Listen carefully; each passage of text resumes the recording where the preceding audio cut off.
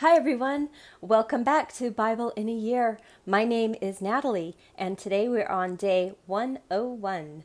I'm so glad that you're here today and I hope that your day is going really great.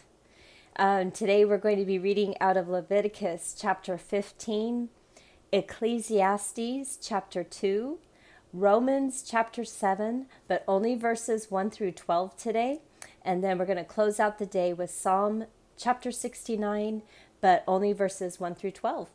So let's get started with Leviticus chapter 15. Here we go.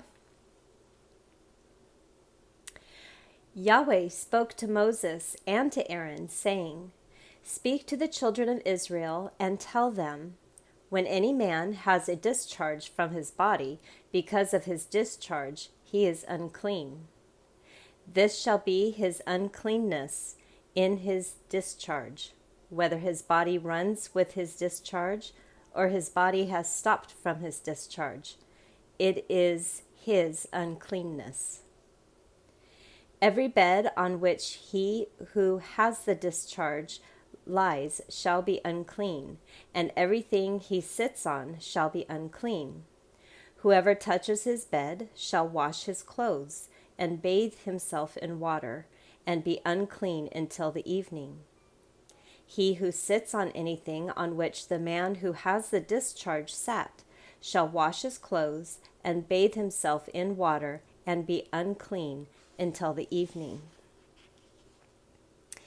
He who touches the body of him who has the discharge shall wash his clothes and bathe himself in water, and be unclean until the evening. If he who has the discharge spits on him who is clean, then he shall wash his clothes and bathe himself in water, and be unclean until the evening. Whatever saddle he who has the discharge rides on shall be unclean. Whoever touches anything that was under him shall be unclean until the evening. He who carries those things shall wash his clothes and bathe himself in water, and be unclean until the evening. Whomever he who has the discharge touches, without having rinsed his hands in water, he shall wash his clothes and bathe himself in water, and be unclean until evening. The earthen vessel which he who has the discharge touches shall be broken, and every vessel of wood shall be rinsed in water. When he who has a discharge is cleansed of his discharge, then he shall count to himself 7 days for his cleaning, and wash his clothes, and he shall bathe his flesh in running water, and shall be clean. On the 8th day he shall take 2 turtle doves, or 2 young pigeons, and come before Yahweh to the door of the tent of meeting, and give them to the priest. The priest shall offer them, the one for a sin offering, and the other for a burnt offering. The priest shall make atonement for him before Yahweh for his discharge. If any man has an emission of semen, then he shall bathe all his flesh in water, and be unclean until the evening. Every garment and every skin which the semen is on shall be washed with water, and be unclean until the evening. If a man lies with a woman, and there is an emission of semen, they shall both bathe themselves in water, and be unclean until the evening. If a woman has a discharge, and her discharge in her flesh is blood, she shall be in her impurity 7 days. Whoever touches her shall be unclean until the evening. Everything that she lies on in her impurity shall be unclean. Everything also that she sits on shall be unclean. Whoever touches her bed shall wash his clothes, and bathe himself in water, and be unclean until the evening. Whoever touches anything that she sits on shall wash his clothes, and bathe himself in water, and be unclean until the evening. If it is on the bed or on anything she sits on, when he touches it, he shall be unclean until the evening. If any man lies with her, and her monthly flow is on him, he shall be unclean 7 days, and every bed he lies on shall be unclean. If a woman has a discharge of her blood many days, not in the time of her period, or if she has a discharge beyond the time of her period, all the days of the discharge of her uncleanness shall be as in the days of her period. She is unclean. Every bed she lies on all the days of her discharge shall be to her as the bed of her period. Everything she sits on shall be unclean as the uncleanness of her period. Whoever touches these things shall be unclean, and shall wash his clothes and bathe himself in water, and be unclean until the evening. But if she is cleansed of her discharge, then she shall count to herself 7 days, and after that she shall be clean. On the 8th day she shall take 2 turtle doves, or 2 young pigeons, and bring them to the priest, to the door of the tent of meeting. The priest shall offer the one for a sin offering, and the other for a burnt offering. And the priest shall make atonement for her before Yahweh for the uncleanness of her discharge. Thus you shall separate the children of Israel from their uncleanness, so they will not die in their uncleanness when they defile my tabernacle that is among them. This is the law of him who has a discharge, and of him who has an emission of semen, so that he is unclean by it, and of her who has her period, and of a man or woman who has a discharge, and of him who lies with her, who is unclean.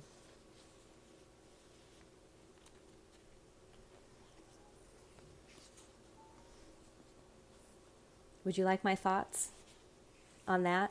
Okay, I'll tell you my thoughts on that. As a young girl going through the Bible and everything, I always felt it offensive to be, told I was unclean or dirty in some way. And, they put the women away and, put the elderly or men away, with discharge. And it just, they are unclean. Whoever touches them is unclean. And then my rational mind kind of started thinking about it. I have not been taught this, so I apologize if I'm leading you down the wrong road.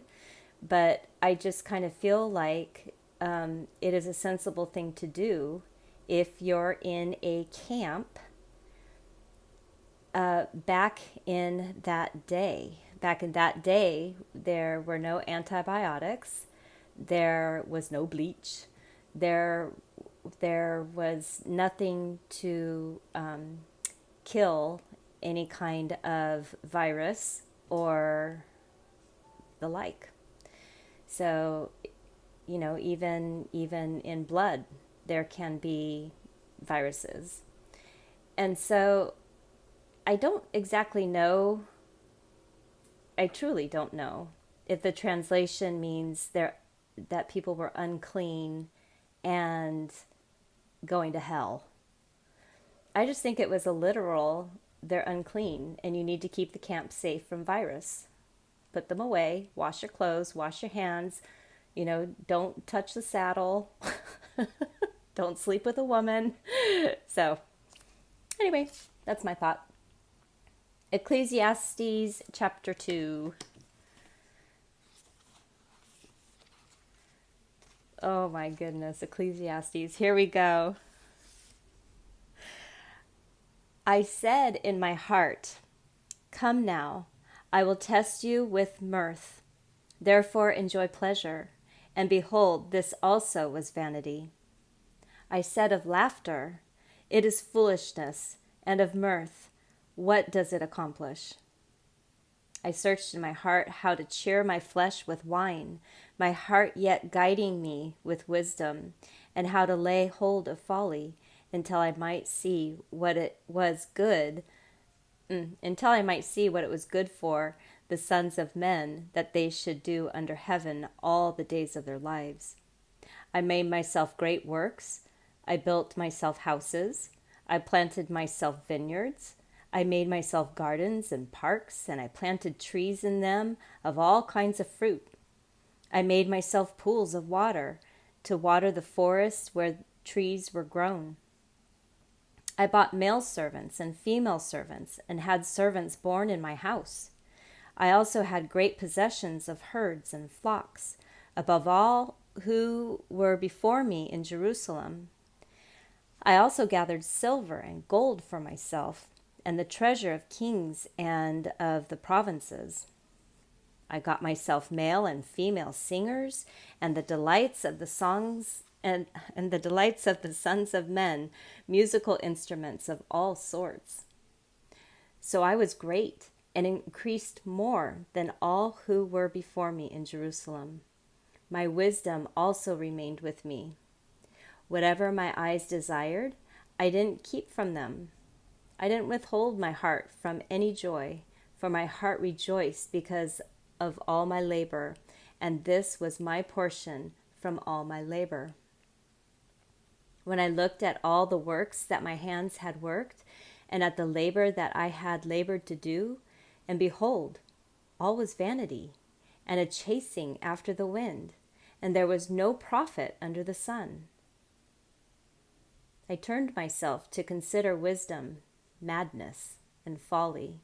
For what can the king's successor do? Just that which has been done so long ago. Then I saw that wisdom excels folly, as far as light excels darkness.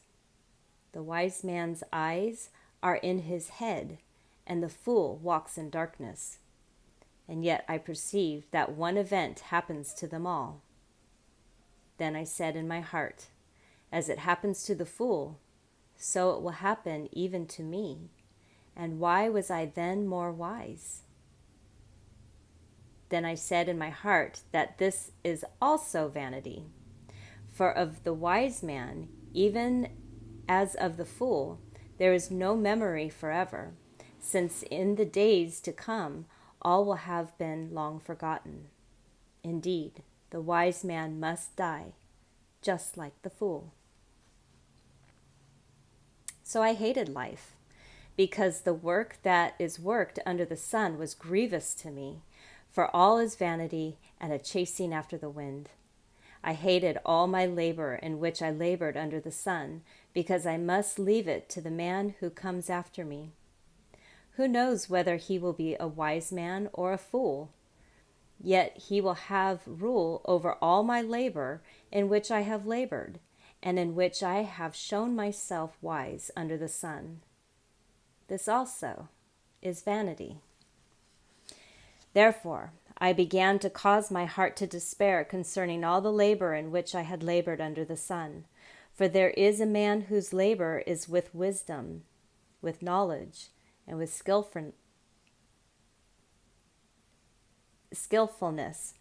Yet he shall leave it for his portion to a man who has not labored for it. This also is vanity and a great evil. For what does a man have of all his labor and of the striving of his heart, in which he labors under the sun? For all his days are sorrows, and his travail is grief.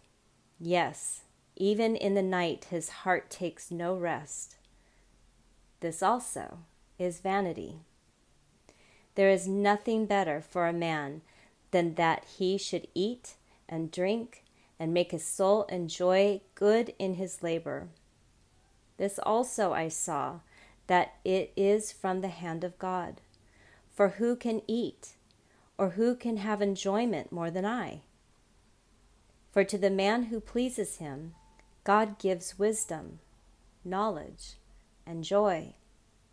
But to the sinner he gives travail, to gather and to heap up, that he may give to him who pleases God. This also is vanity, and a chasing after the wind.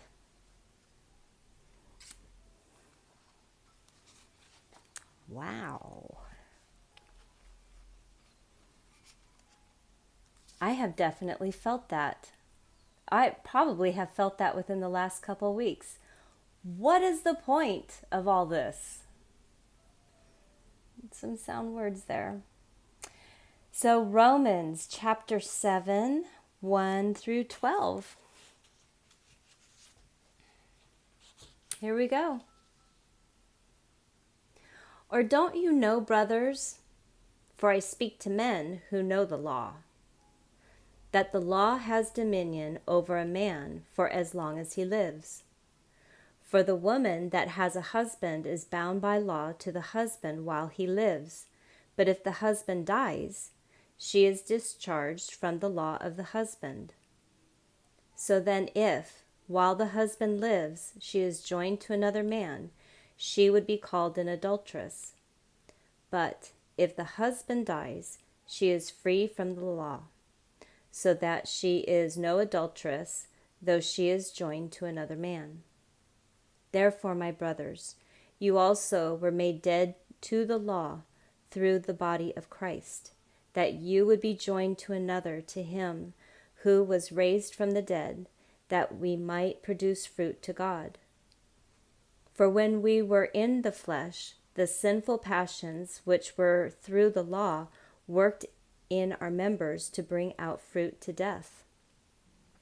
But now we have been discharged from the law, having died to that in which we were held, so that we serve in newness of the Spirit, and not in oldness of the letter. What shall we say then? Is the law sin? May it never be. However, I wouldn't have known sin except through the law, for I wouldn't have known coveting unless the law had said, you shall not covet. But sin, finding occasion through the commandment, produced in me all kinds of coveting. For apart from the law, sin is dead. I was alive apart from the law once, but when the commandment came, sin revived, and I died. The commandment which was for life, this I found to be for death. For sin, finding occasion through the commandment, deceived me, and through it killed me.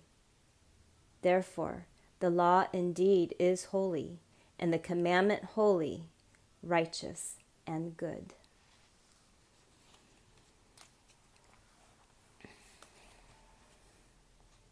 All right, moving into Psalm 69, 1 through 12.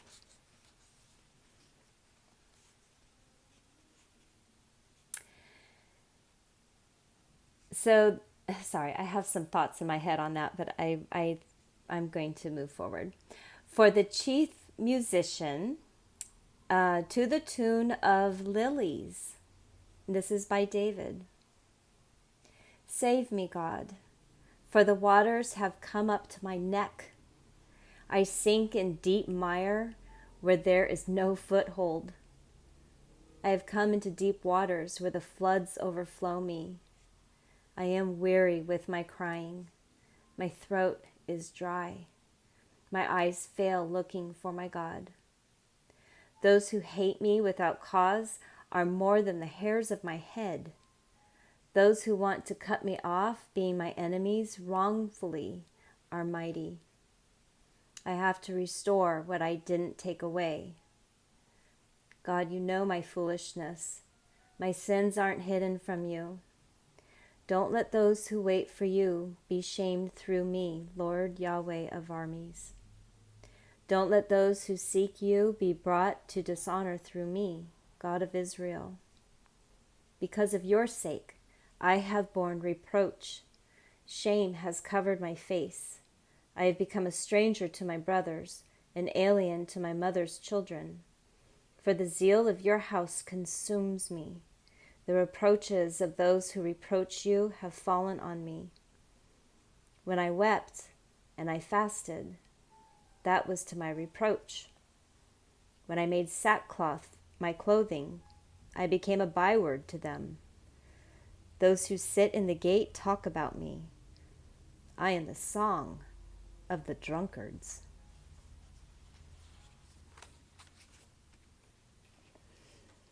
Yeah. Yeah, I can identify with that for sure. But the sun continues to rise and it continues to set, and then it rises again, and we have a brand new day. When our life is full of just people bearing down on us, when there's misunderstandings, when people are misunderstanding the words that we're saying or the actions that we're doing, and they're saying things about us that aren't true, we hold on to Jesus, because Jesus is the one who knows our heart, right? And we let them just do what they're going to do, and of course defend ourselves, but ultimately, what matters is our heart with Jesus. Let everybody say what they're going to say. Let everybody going to do what they're going to do. What are we doing with our hearts and holding on to Jesus? And I will promise you this, that if you are in that situation and you choose to hold on to Jesus and put your heart out there to Him, I promise you that external stuff, it almost washes away, because all of a sudden you have this this flooding of love over your spirit. So keep your focus. It is not easy. I promise you that. I am living what we just read. I'm living it right now. You all don't need to know the details, but I've been living with this for a very long time. And many times I'm in despair. But the second I put my heart down in front of Jesus and I put my focus back on Him, all that other stuff doesn't matter. So if it works for me, I'm thinking it might work for you. Just a little bit of free advice. So I'm so thankful that you were here today. I just hope these words meant something for you to hold on to. And please come on back tomorrow for day 102. 102. I'm trying to decide how I should announce my days. 102 or 102. We'll see. But have a fantastic day today. And until then, we will see you tomorrow. Bye.